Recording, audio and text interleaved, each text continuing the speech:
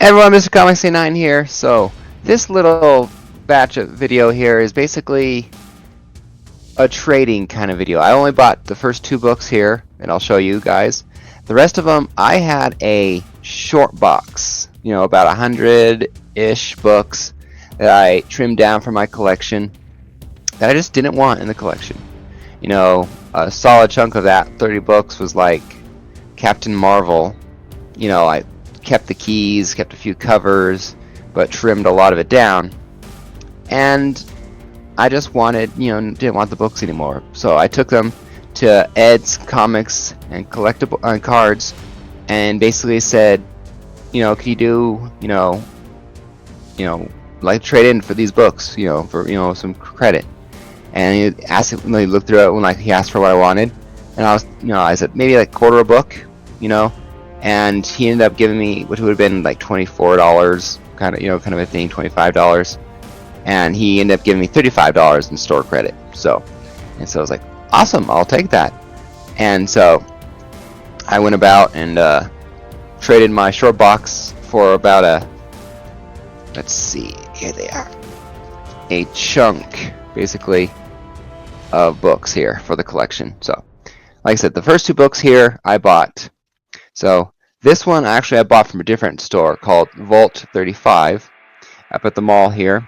I bought some Pokemon cards, some singles I needed for my collection, but I just wanted to buy this book since the movie is coming out.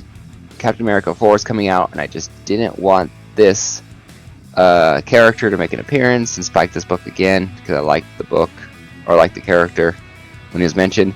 But it is Truth #1, Red, White, and Black. First appearance of Isaac Bradley. The Captain America Winter Soldier Disney show. Made this book pop in that regard. So wanted to get it, $20, figured it was worth it. So the only other book that I did pay for, this one was at Ed's.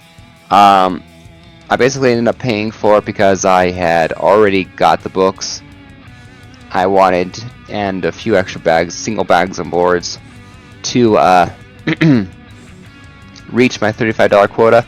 And so I thought, you know what, I'll just pay for this book when I saw it later. But it's The Last Ronin 2 Re-Evolution, issue #4. Cover B, the Kevin Eastman cover. I don't normally go for Kevin Eastman covers because his artwork is definitely unique for the Turtles, interesting in its look.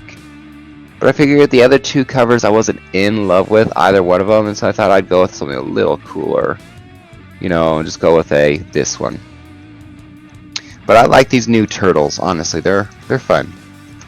I love the Ninja Turtles as a kid. I played the original, played the Ninja Turtles on the original Nintendo way back in the 90s. But it was a lot of fun. So I enjoyed the shows. I enjoyed the movies.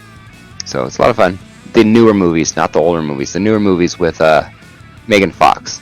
That's the Ninja Turtle movies I like. The other ones that are older, they fit other guys' passions, from nostalgia.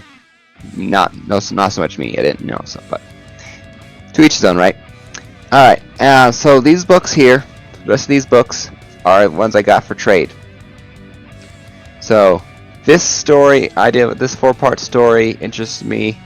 I found the first issue, and so I wanted to give this idea a look and see if I wanted to get the other 3 issues. But it's War of the Superman #1. Like I said, it's a 4-issue, 4-issue book, 100-minute war kind of thing between, looks like Zod and Superman, or someone, I don't know. But the idea of it was interesting, so I wanted to see what issue 1 was about before I tracked down the other 3.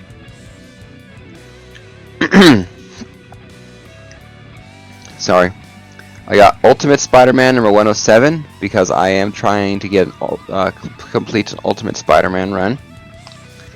Ultimate Spider-Man #127. Oh, that was 107. This is 127. Ultimate Spider-Man number 124.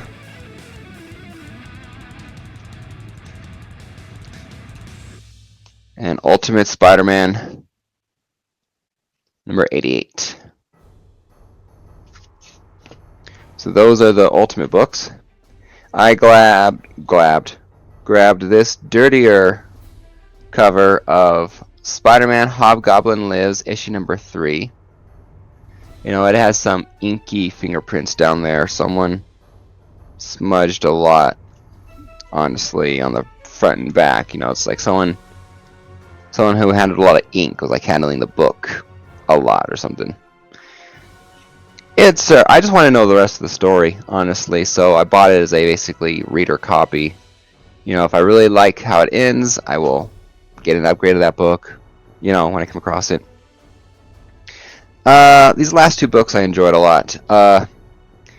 Finding this is Amazing Spider-Man number 10, Legacy 811, the J. Scott Campbell variant. Now, I came into Spider-Man, my very first Amazing Spider-Man issue was, I believe, Legacy 810. So, I love J. Scott Campbell. I couldn't say no to this cover. You know, love having it. Love having his artwork. And it's in pretty decent shape. You know, it's at least a 9.2 or so. You know, I'm not sure what that little the dirt is. I'm sorry, but it's still a book. Good book. And I am not like some collectors here. I don't need to collect every single cover of an issue. Now I'm going to change my mind when it comes to Amazing Spider-Man 1000. You know, I'm going to want to collect every single issue of that book. But this one, not so much. This Amazing Spider-Man 800, I'm not after every single book, but this cover just spoke to me. I've seen it on Instagram, but I've never seen it in person. And so I ended up buying it. So I got the Amazing Spider-Man 800, this variant edition. It's I can't remember who's the artist didn't think it was, but it's some sort of incentive cover. So the different style of the trade, the 800 down there. Let's see if I can actually get some more look to it. I mean, it's pretty solid shape, you know. Probably still on 9.2 or something like that. Oh yeah, I forgot what this story looks like. I forgot the cool stories. Mobius. That's a variant cover gallery. But I've seen a couple of these covers here that I could have bought back here, which is funny. Let's see if I can get the cover artist.